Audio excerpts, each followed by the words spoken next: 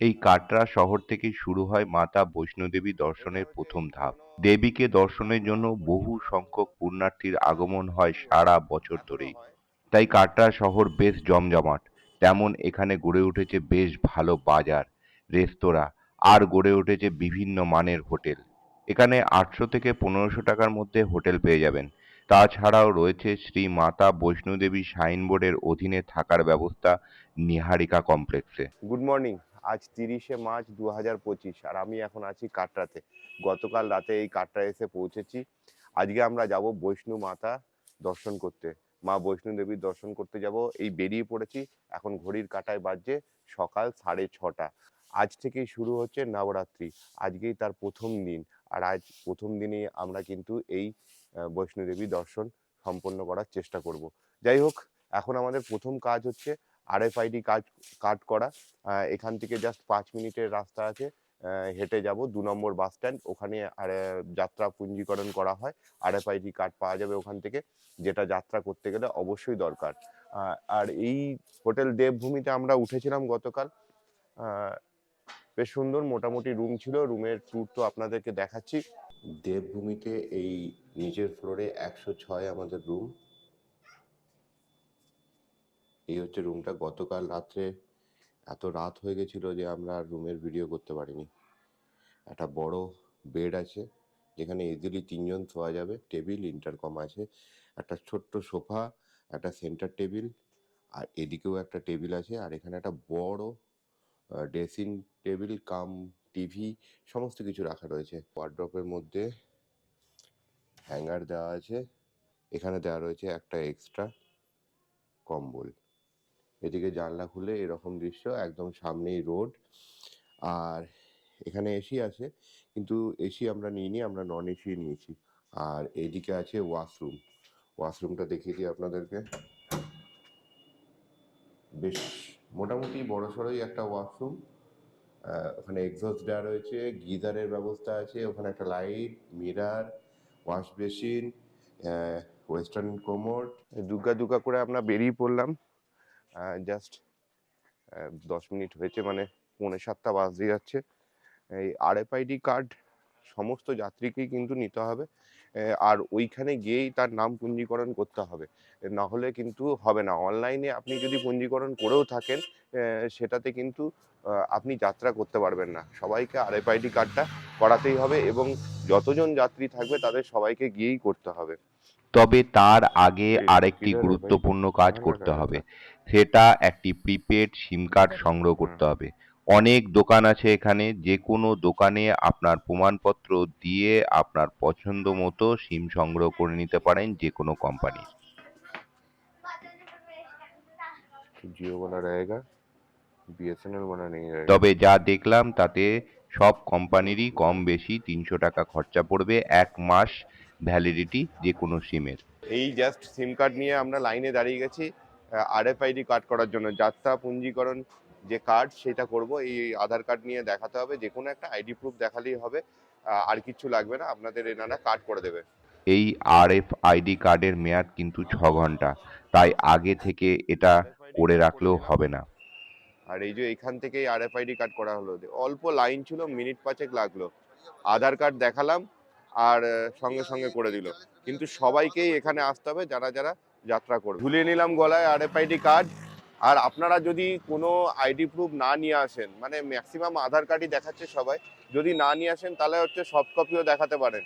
আপনার ওখানে একটা ছবি তোলা হবে, আর ওই সফট কপি দেখে আপনাকে মিলিয়ে নেবে, তারপর আপনাকে RFID কার্ড আপনাকে দিয়ে দেবে।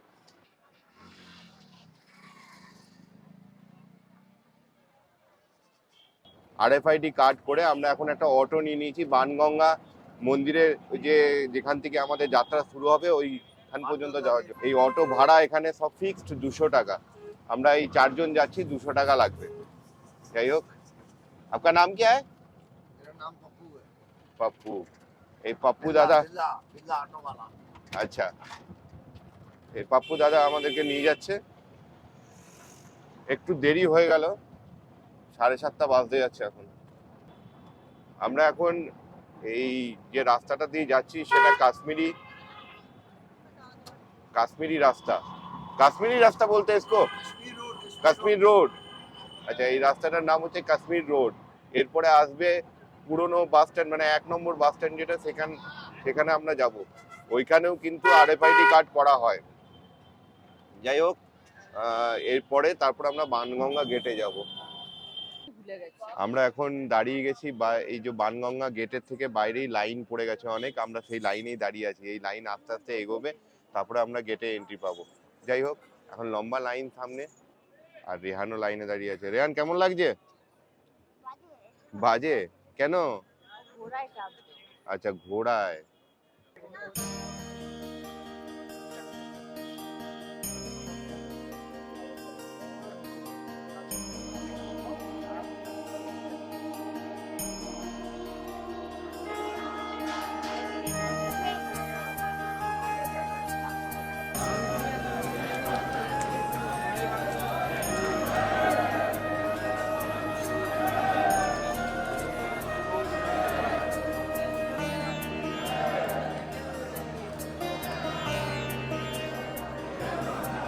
আটটা বেজে 15 মিনিট, আর আমাদের মোটামুটি 45 মিনিট লেগে গেল এই চেকিং কাউন্টার থেকে বেরোতে।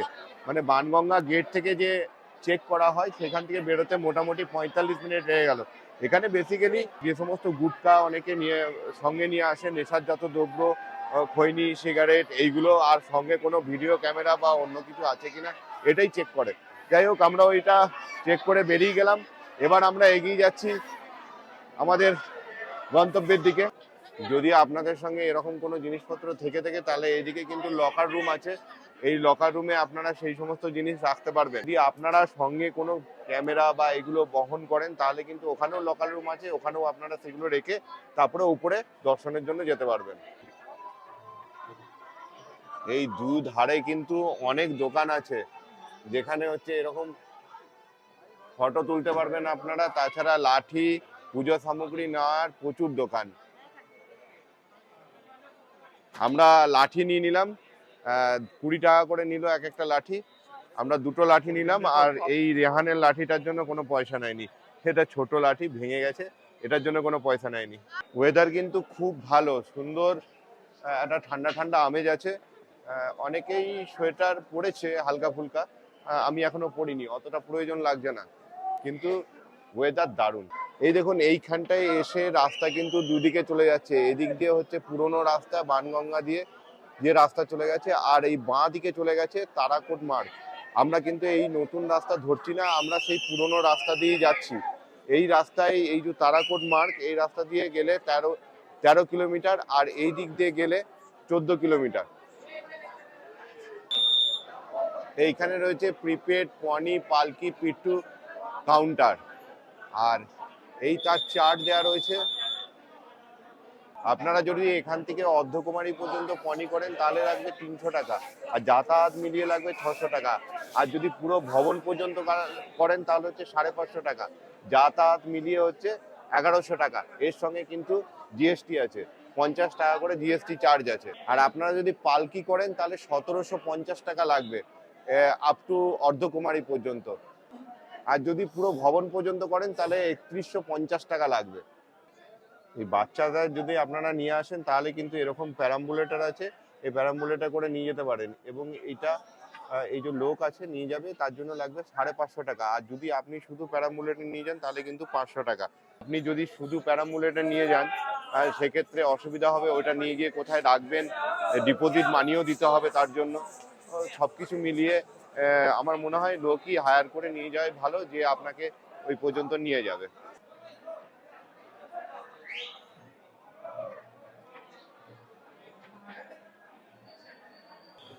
এই দেখুন, সুন্দর সুন্দর জায়গা আছে যেখানে আপনারা ফটো তুলতে পারেন। আর তার সঙ্গে সঙ্গে প্রচুর খাবারের দোকান, পুজো সামগ্রী কেনার দোকান কিন্তু এখানে রয়েছে। যদি আপনারা কেউ নিচে থেকে লাঠি অথবা পুজো সামগ্রী জিনিসপত্র না নিয়ে আসে থাকেন, তাহলে কিন্তু এইখান থেকেও আপনারা সংগ্রহ করতে পারবেন। এই দেখুন, এরকম সুন্দর সুন্দর ভাবে সেট করা রয়েছে, এখানে আপনারা ছবি তুলতে পারেন।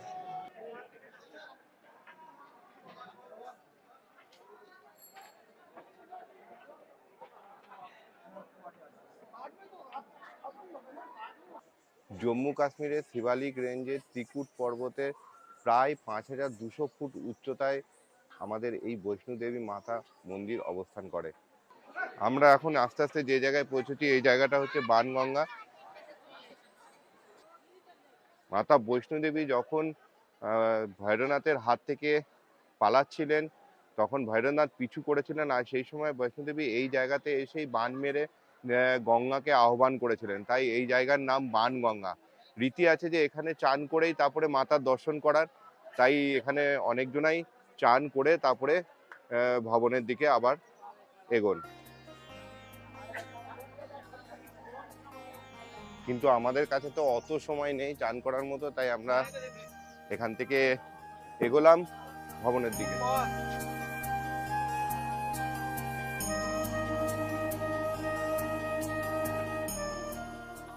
এখানে কিন্তু মেডিকেল ইউনিটও রয়েছে আর অ্যাম্বুলেন্স পরিষেবাও রয়েছে। যদি আপনি রাস্তায় অসুস্থ মনে করেন নিজেকে, তাহলে কিন্তু আপনি এখানে সাহায্য নিতেই পারেন। অ্যাম্বুলেন্স রয়েছে এই যে।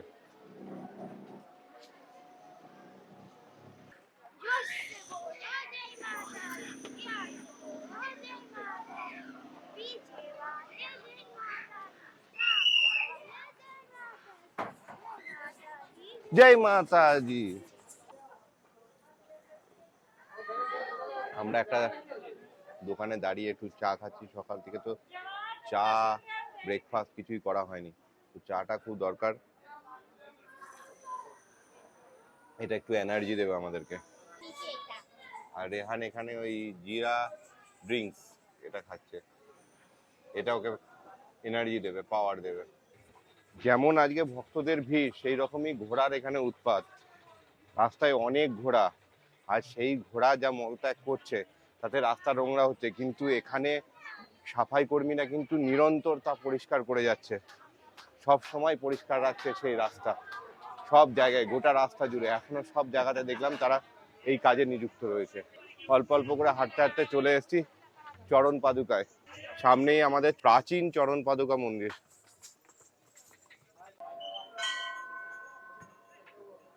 দেবী বৈষ্ণোদেবী ভৈরবনাথের হাত থেকে পালিয়ে এইখানেই প্রথম বিশ্রামের জন্য একটা প্রস্তরখণ্ডের ওপরে নিজেকে স্থাপন করেছিলেন, আর সেই প্রস্তরখণ্ডে কিন্তু মায়ের পায়ের চিহ্ন রয়েছে, তাই জন্য এই মন্দিরের নাম চরণ পাদুকা।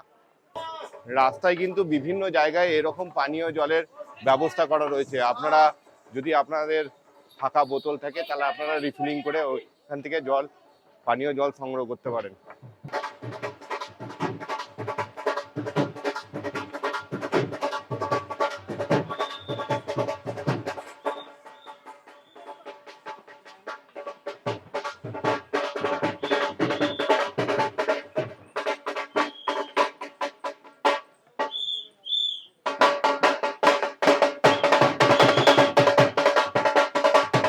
জয় মাতাজি।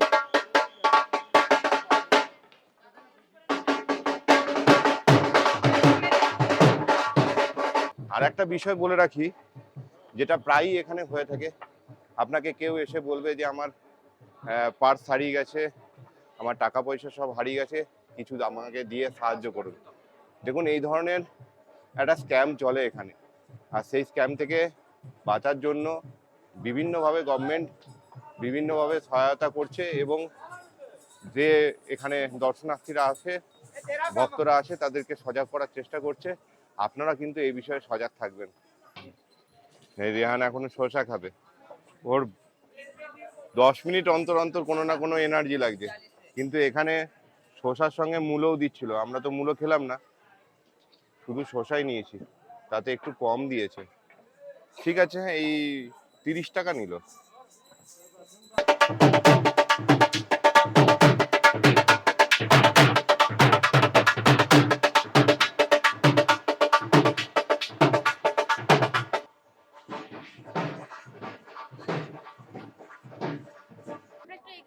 সকাল 10টা বেজে 15 মিনিট, আর বেশ গরম করতে শুরু করেছে। সবাই জ্যাকেট খুলে দিয়েছি, আর রোদও বেশ মাথার উপরে উঠে এসছে সূর্য দেবতা। আর এখানে টয়লেটের ব্যবস্থা আছে। আর এই জায়গাটা দেখুন, এখান থেকে পুরো কাটরা শহরটাকে কত সুন্দর লাগছে, দারুণ। রাস্তায় যেতে যেতে আপনারা এইরকম অনেক সিঁড়ির পথও দেখবেন যেগুলো শর্টকাট, কিন্তু আমি বলবো এই পথ নেবেন না। সিঁড়ি দিয়ে উঠলে আপনার শর্টকাট হয়তো অল্প সময়ের জন্য হবে, কিন্তু খুব কষ্ট হবে তার সাথে সাথে। যাদের পায়েটায় সমস্যা আছে, বয়স্ক, তারা তো একদমই নেবেন না। আজকে প্রচুর ঘোড়া, প্রচুর ঘোড়া, পনি আজকে প্রচুর। চেষ্টা করবেন এই বাঁক ঘুরে পায়ে হেঁটে যাওয়ারই, এই শর্টকাট নিতে গিয়ে সে আর এক হয়রানি হবে। এখানে একটা ছোট্ট শর্টকাট আছে, শর্টকাট নেবো না করে ভাবছি এই একটা শর্টকাট নিয়েই নি। অল্প কিছু সিঁড়ি আছে,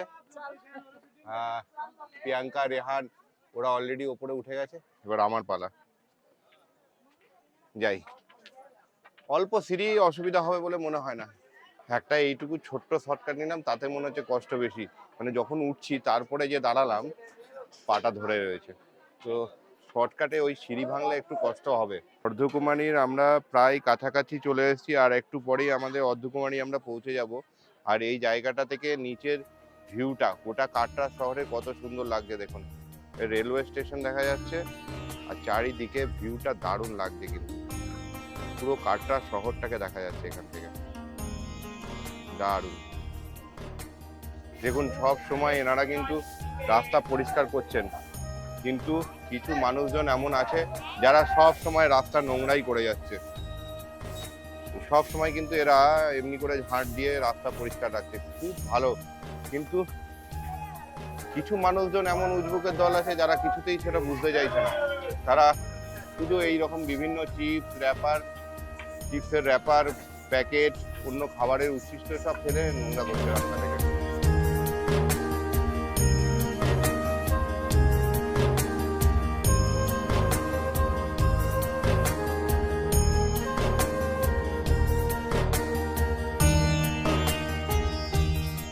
আমরা অর্ধকুমারী মন্দিরে একদম কাছাকাছি চলে এসেছি, এখান থেকে আর 500-600 মিটার অর্ধকুমারী মন্দির। মানে এই সিঁড়ি দিয়ে উঠলে ওই ওপরটা গেলেই অর্ধকুমারী মন্দির, কিন্তু আমরা সিঁড়ির রাস্তা নেব না, আমরা এই রাস্তা ধরেই ঘুরে যাব, শর্টকাট আমরা চাই না। আর রেহান এখানে একটু ক্লান্ত হয়ে পড়েছে, আর পারছে না, ও খিদেও পেয়েছে। আমরা অর্ধকুমারীতে গিয়েই লাঞ্চ করব। কুমারী যাওয়ার আগে এখানে রয়েছে পনি কাউন্টার, প্রিপেড পনি কাউন্টার। আর এছাড়াও আরও কিন্তু রাস্তায় জায়গায় জায়গায় পনি কাউন্টার রয়েছে, আপনারা যদি যেখান থেকে মনে করবেন সেখান থেকেই নিতে পারবেন। যেমন 0.825 কিলোমিটার গিয়ে আপনি কিন্তু আবার পনি পেয়ে যাবেন। অর্ধকুমারী থেকে একটু আগেই এখানে রয়েছে ইন্দ্রপ্রস্থ ভোজনালয়, আর আজকে আমরা দুপুরের লাঞ্চটা এখানেই সারবো। ঘড়ির কাঁটায় এখন টাইম হয়ে গেছে 11:15। তো লাঞ্চের মোটামুটি সময় হয়ে গেছে, আর আমাদের খুব খিদেও পেয়ে গেছে। এখানে ক্যাশ কাউন্টার আছে, এখান থেকে কুপন নিয়ে তারপর আমরা ভেতরে লাঞ্চ করব, দেখি কি কি পাওয়া যায়। এখন এখানে যেগুলো পাওয়া যাচ্ছে সেগুলো ভাত, ডাল, কারি এগুলোই পাওয়া যাচ্ছে, কিন্তু আমরা একটু ধোসা, অন্য টাইপের একটু খাবার খুঁজছিলাম, তার জন্যই আবার আগে কোনো জায়গা আছে নাকি দেখছি।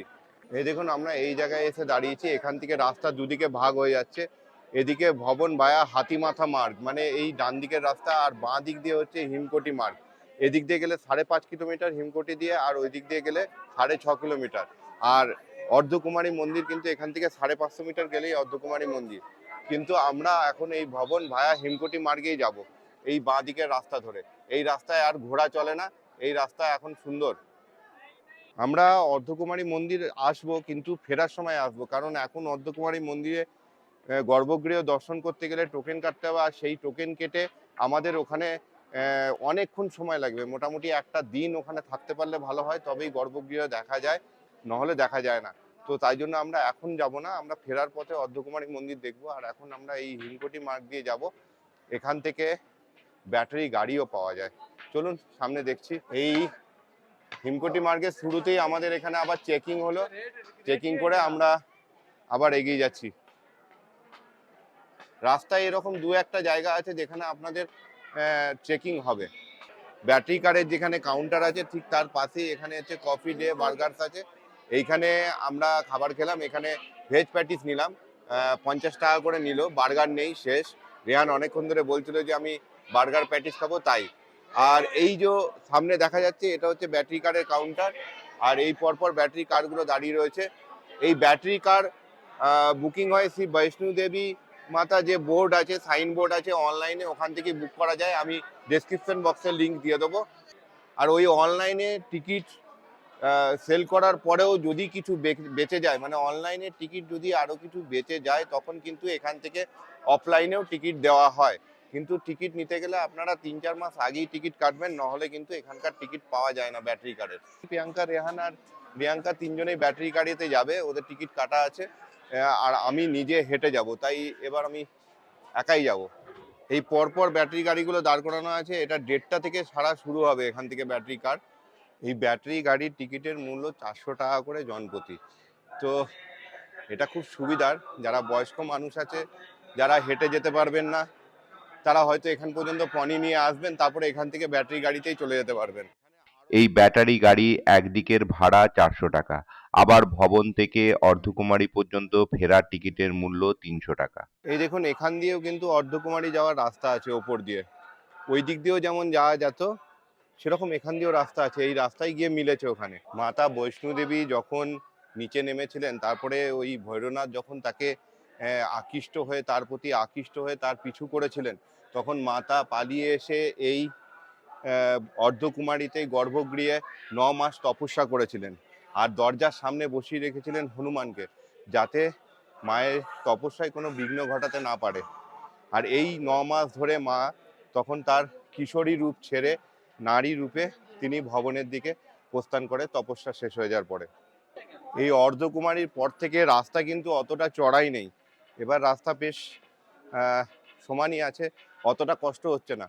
অর্ধকুমারীর আগের রাস্তা খুব চড়াই ছিল, ওখানে একটু কষ্ট হচ্ছিল। তবে যদি শারীরিক কোনো সমস্যা না থাকে, তাহলে কোনো সমস্যা হওয়ার কথা নয়। সুন্দর বাঁধানো রাস্তা, একদম পরিষ্কার পরিচ্ছন্ন, মাথার উপর সেট করা রয়েছে। শারীরিক সমস্যা না থাকলে, পায়ের হাঁটুর কোনো সমস্যা না হলে হেঁটে যে কেউ আসতে পারবে। অর্ধকুমারীর পর থেকে এই রাস্তায় কিন্তু আর কোনো ঘোড়া নেই, শুধুমাত্র ব্যাটারি কার চলছে, আর পিঠু যারা আছে তারা নিয়ে যাচ্ছে। আর কোনো পনি কিন্তু এখানে চলছে না, তার জন্য রাস্তাও বেশ পরিষ্কার পরিচ্ছন্ন, আর অতটা ভিড়ভাট্টাও নেই, একটু খালি খালি আছে। সত্য ভোজনালয়ে, আর এই ভোজনালয়ে যত প্রাইসগুলো আছে সেগুলো কিন্তু একদম সঠিক প্রাইস আছে। কিছু বেশি দামাদামির কিছু নেই এখানে। চা 8 টাকা, কফি 15 টাকা, এরকম করে সব কিছু কিন্তু একদম রিজনেবল প্রাইস বলবো না, মানে যেটা সঠিক দাম সেটাই নিচ্ছে।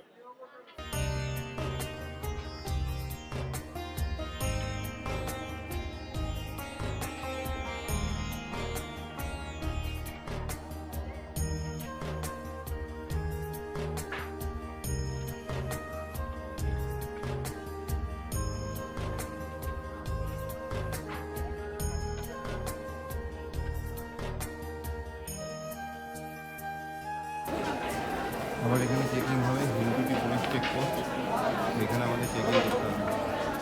এই চেকিং করে বেরিয়ে ভবন থেকে 3 কিলোমিটার দূরে, মানে এইখানে আমি প্রথম এটিএম কাউন্টার পেলাম, J&K এটিএম কাউন্টার। যাই হোক, আমার কাজ তো হয়ে গেল। এর মাঝে কিন্তু আমি কোথাও এটিএম কাউন্টার পাইনি। এই ভবন থেকে 3 কিলোমিটার আগে আমরা প্রথম পীরপাঞ্জান রেঞ্জকে দেখতে পেলাম, তুষার আবৃত পীরপাঞ্জান রেঞ্জ। দারুণ লাগছে কিন্তু, ওহো হো হো, কি অপূর্ব সুন্দর। শ্রী মাতা বৈষ্ণোদেবী সাইনবোর্ডের পক্ষ থেকে রয়েছে হেলিকপ্টার পরিষেবা। যারা শারীরিকভাবে অক্ষম তারা হেলিকপ্টারে চড়েও শ্রী মাতার দর্শন করতে পারেন। কিন্তু সেটাও আগে থেকেই করতে হয়, সঙ্গে সঙ্গে আপনি পাবেন না। আমি ওই বোর্ডের তো আপনাকে লিঙ্ক দিয়েই দেবো। ভবনের খুব কাছাকাছি চলে এসেছি আমরা, আর মাত্র 2 কিলোমিটার বাকি এখান থেকে মোটামুটি।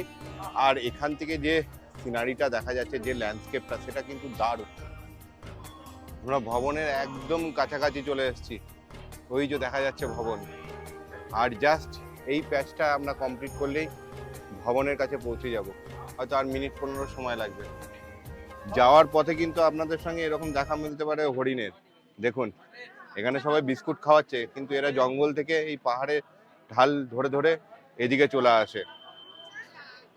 কি সুন্দর লাগছে দেখুন, দুটো হরিণ, বাহ। পালকি পিট্টু কিন্তু এই পর্যন্তই এলাও। মোটামুটি ভবন থেকে 400-500 মিটার আগে এখানেই পালকি পিট্টু সব নামিয়ে দেবে, এরপরে আর পালকি পিট্টু এলাও নেই। ঘড়ির কাঁটায় এখন 2:15, আর আমি এই পৌঁছে গেছি যেখানে ব্যাটারি গাড়ি নিয়ে এসে এখানে দাঁড় করায়, এইখানেই হচ্ছে ছেড়ে দেবে। তো প্রিয়াঙ্কারা ব্যাটারি গাড়ি করে আসছে, আমার সঙ্গে কথা হয়েছে যে আমি এখানেই অপেক্ষা করব ওদের জন্য, ওরা আসলে তারপরে একসঙ্গে আমরা ভবনের দিকে যাব। এই মাত্র প্রিয়াঙ্কারা এলো, ঘড়ি কাটা এখন 4:20। জানি না আমরা রোপওয়ে চড়তে পারবো কিনা, 4টে পর্যন্ত স্লট, সেই রকমই টিকিট কাটা আছে। এখন দেখা যাক, প্রিয়াঙ্কাদের আসতে অনেক দেরি হয়ে গেছে, গাড়িটা অনেক দেরিতে ছেড়েছে।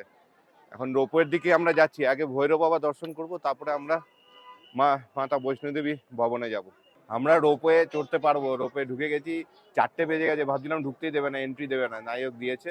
এখন লম্বা লাইন আছে, লাইনে দাঁড়িয়ে আছে সবাই, মোটামুটি টেনশনে ছিল অনেকেই।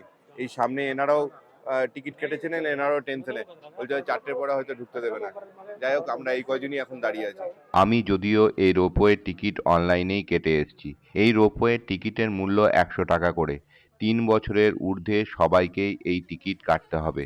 তবে এই রোপওয়ের টিকিট অনলাইন ছাড়াও অফলাইনেও দেওয়া হয় যদি ভিড় কম থাকে। ভৈরবনাথের মন্দিরেও ছিল প্রচুর ভিড়, তার সাথে সাথে লম্বা লাইন। ভৈরবনাথ মায়ের পিছু করতে করতে যখন মায়ের নিজ ভবনে এসে পৌঁছায়, তখন মা চামুণ্ডা রূপ ধারণ করে তরোয়াল দিয়ে ভৈরবনাথের মুন্ডু কেটে ফেলেন। তখন ভৈরবনাথের মুন্ডুটি পড়েছিল ভবন থেকে 400 ফুট উঁচুতে পর্বতে। পরে ভৈরবনাথ নিজের ভুল বুঝতে পেরে মায়ের কাছে ক্ষমা প্রার্থনা করে। তখন মা বলেন, যে সমস্ত ভক্তরা আমার দর্শনের জন্য আসবেন তারা তোমাকে আগে দর্শন করবেন, তারপর আমার দর্শন করবে, তবেই আমার দর্শনের পূর্ণতা পাবে। जब थका हुआ होता है ना बंदा तो फिर से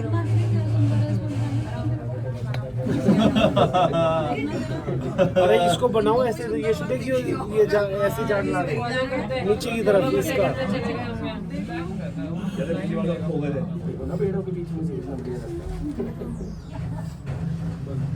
এই যে আমি রোপওয়ে করে গেলাম আর এলাম আর ভৈরব বাবার দর্শন করলাম। এই রোপওয়ের টিকিট কিন্তু শ্রী মাতা বৈষ্ণোদেবী বোর্ডের যে অনলাইন সাইট আছে ওখানেই পাওয়া যায়। 100 টাকা করে আমার পার হেড টিকিট লেগেছে যাওয়া আসা মিলিয়ে। তো আপনারাও এইরকম এই টিকিট এখান থেকে কেটে তারপরে দর্শন করে নিতে পারবেন। খুব ভালো হয় এটা, নলে হেঁটে গেলে অনেকখানি চড়াই ভাঙতে হবে। এই বাঁ দিকেই ছিল রোপওয়ে, আর এখন আমরা যাচ্ছি মাতা বৈষ্ণোদেবী ভবনের দিকে। প্রথমে ক্লক রুমে আমাদের সব জিনিসপত্র রাখবো, তারপরে মাতা বৈষ্ণোদেবী দর্শন করতে যাব। চলুন। আর কি সুন্দর সাজিয়েছে দেখুন ওপরটা, দারুণ লাগছে, দারুণ। নবরাত্রি উপলক্ষে এত সুন্দর সাজিয়েছে এখানটা, দারুণ লাগছে।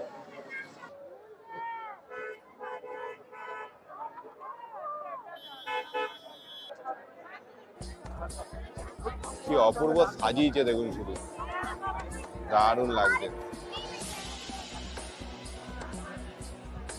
ওই যে লেখা আছে ওয়ে টু ভবন, এদিকেই ভবন।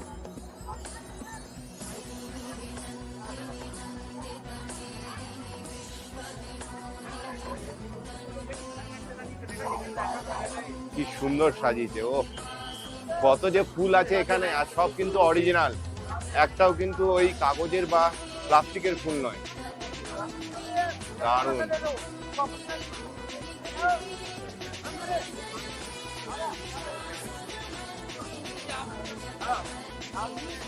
ভক্তদের সমাগম শুধু দেখুন, কি ভিড়, গিজগিজ করছে লোক। অনেকেই দর্শন করে ফিরে আসছে, আর আমরা এখন দর্শন করতে যাচ্ছি। আর এখন মোটামুটি 6:30 বাজতে যাচ্ছে, আর একটু পরেই অন্ধকারও হয়ে যাবে। এই জায়গাটা দেখুন কি সুন্দর লাগছে, লাইটগুলো জ্বালিয়ে দিয়েছে, অপূর্ব লাগছে। আর মন্দিরের দর্শনে কিন্তু প্রচুর বড় লাইন।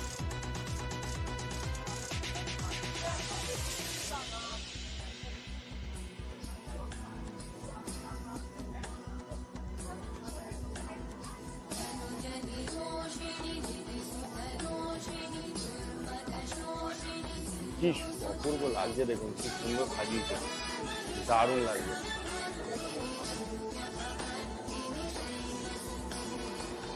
ও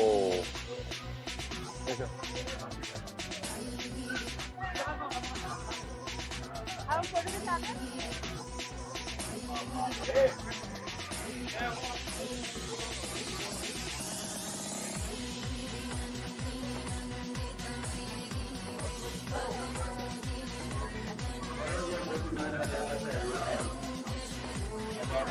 সুন্দর দেখুন। ও দারুণ সাজিয়েছে, দারুণ। এটা একদিনের কাজ নয়, অনেক দিন ধরে সাজিয়েছে, অনেক দিন। এইটা লকার রুমের লাইন, মোটামুটি এখানে লকার পেতে 2-2.5 ঘন্টা লাগবে আজকে। আর এইদিকে ডিজিটাল লকারের কিছু ব্যাপার আছে, সেখানেও প্রচুর লাইন। এটাও মনে হচ্ছে না যে অত তাড়াতাড়ি মিটবে, কারণ সব দিকে লাইনই লাইন, এই লকার রুমের লাইন।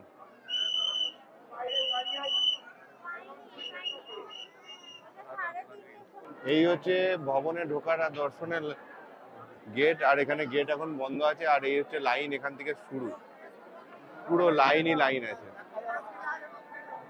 দেখুন আপনাদের লাইনটা দেখাচ্ছে একবার, এই যে লম্বা লাইন।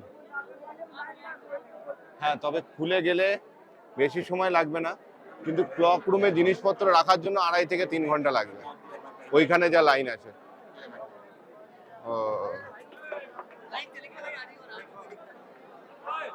এই হচ্ছে প্রসাদের লাইন, প্রসাদ কেনার জায়গায় লাইনটা দেখুন শুধু, বাপরে। আর এইদিকে হচ্ছে লকার রুম, আর লকার রুমে সে একই রকম ভিড় আর লাইন। কোথায় যাবেন আপনি, চারিদিকে শুধু লাইন আর লাইন। আজকে যদি কেউ দর্শন করবো বলে তাহলে মোটামুটি 4 ঘন্টা লাগবে। গতকাল রাতে আমরা প্রায় 2টো নাগাদ হোটেলে এসে ফিরেছি বৈষ্ণব মাতা দর্শন করে। গতকাল রাতে আমার মোবাইলে ব্যাটারি একদম সুইচ অফ হয়ে গেছিলো, মোবাইলটা আর কিচ্ছু শ্যুট করতে পারিনি। আর আমরা ওই লাইনে দাঁড়িয়েছিলাম, লাইনে দাঁড়িয়ে আমরা দর্শন করে তারপরে ফেরত এসেছি। আপনাদেরকে তো দেখালাম ওখানে লাইনে কীরকম ভিড় ছিল। তো আপনাদের কাছে একটা পরামর্শ, আপনারা যদি বৈষ্ণোদেবী দর্শনে যান তাহলে যদি আপনারা দিনের দিন দর্শন করে ফিরে আসতে চান তাহলে সকালবেলায় আপনারা সকাল সকাল হাঁটা শুরু করুন, আর দুপুর 2টোর মধ্যে ওখানে পৌঁছে যান, 1:30-2টোর মধ্যে পৌঁছে যান। আর তারপরে দর্শন করে ভৈরব বাবা দর্শন করে আপনারা নিচে নেমে আসুন। যদি 6টা বেজে যায় তাহলে কিন্তু আর দর্শন হবে না। 6টা থেকে 8:30 পর্যন্ত মন্দির তখন বন্ধ থাকে। ওই সময়ের মধ্যে আপনারা যদি চলে যান তাহলে কিন্তু দর্শন করতে পারবেন না। তাই জন্য ওই 2টোর মধ্যে আপনারা পৌঁছে যাওয়ার চেষ্টা করুন, মন্দির দর্শন করুন, ভৈরবনাথের দর্শন করুন, তারপরে নিচে নেমে আসুন।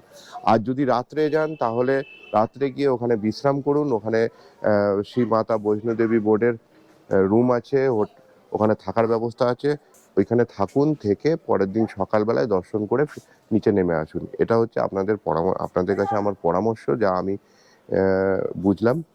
আর আরেকটা বিষয়, ওখানে 2-3 জায়গায় লকার রুম আছে, যে লকার রুমগুলোতেই সব থেকে বড় সমস্যা হচ্ছে, আমরা যে লকার রুমে প্রথমে দেখালাম আপনাকে সেটা অনেক লম্বা লাইন ছিল। আর একটা লকার রুম দেখালাম যেখানে লাইন ছিল, কিন্তু লকার রুমে যদি লাইন না থাকতো তাহলে হয়তো দর্শনটা অনেক তাড়াতাড়ি হয়ে যেত। আর একটা লকার রুম আছে যেটা হচ্ছে ইউপিআই লকার রুম, ওটা ব্যাপারটা আমি ঠিক বুঝলাম না। ওখানে লকারগুলো ইউজই করতে দিচ্ছিল না, ওখানে কিছু একটা ঝামেলা চলছিল, ওখানেও আমরা জিনিসপত্র রাখতে পারিনি। তারপরে আমরা ওই সামনের যে লকার রুম ছিল আপনাদের দেখালাম, ওখানে আমরা জিনিসপত্র রেখে তারপরে দর্শন করে নিচে নেমে এসেছি। আজকে তো আমরা এখন এই কাটরা থেকে বেরিয়ে যাব গুলমার্গের উদ্দেশ্যে, আর সেটা কিভাবে পৌঁছতে পারছি সে সমস্ত ভিডিও থাকবে আগামী পর্বে। আপনারা এই পর্যন্ত যদি ভিডিওটা আপনাদের ভালো লেগে থাকে তাহলে অবশ্যই ভিডিওটাকে লাইক করবেন, বন্ধুদের সঙ্গে শেয়ার করবেন, আর সাবস্ক্রাইব করতে ভুলবেন না, তাহলে এরকম নতুন নতুন ভিডিওর নোটিফিকেশন পেয়ে যাবেন সবার আগে। আর সকলে ভালো থাকবেন, সুস্থ থাকবেন, tata. We wanna chase the night, wanna dance to the light, pull the stars from the sky, just 2 hearts running wild. Never sleep, never stop, as we shout from the top.